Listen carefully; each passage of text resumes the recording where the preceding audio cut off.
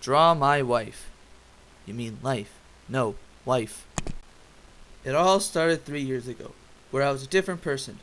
I was born and lived in Canada, where I lived a life that any spoiled kid dreamed of. I was a happy little kid who didn't care about anything. I'd go out with friends, game at home, and overall enjoyed life, until my life turned around 180 degrees. Summer of 2009, grade 8, my dad decided to send my family and I off to our homeland country, Lebanon. I'd be dead if I was joking, but it was honestly the worst life experience I've ever had. The change happened when I moved. Family and friends there changed my way of living, and it made me a different person. Then, after a year of living in the village, I moved out to the city, where all of a sudden bombs and shooting went off.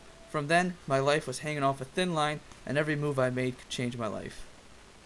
Lebanon was the worst experience. I couldn't get used to the way people lived there. Moving there was the biggest change for me. I lived for a year in the village, where all my family members were close. I cannot lie to you, there were at least 1,000 people there, all just family members. People there were so close-minded and knew nothing about anything. The only thing they knew about was their religion and war. Everywhere I'd go, I'd see violence, from people getting beat up in the streets, to brawl fights in the stores, people shooting in the streets. It was a mess. Living in the village helped me mature more as a person.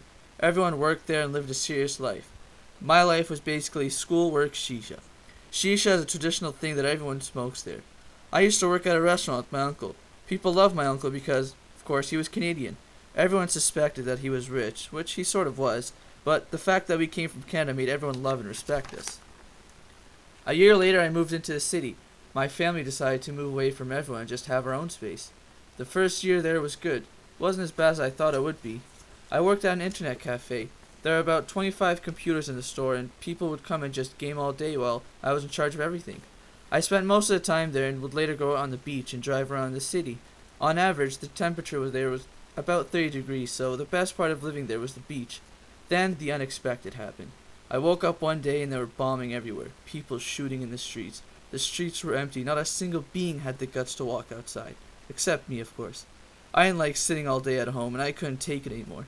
I started smoking and lost hope that I would ever get out of this shithole. Although not everything was bad.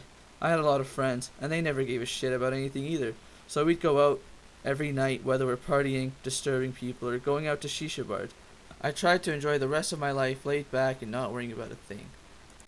The biggest change that gave me hope, and probably the only reason I still am alive, was my best friend, who lived through all the crap I'd been living with for 3 years.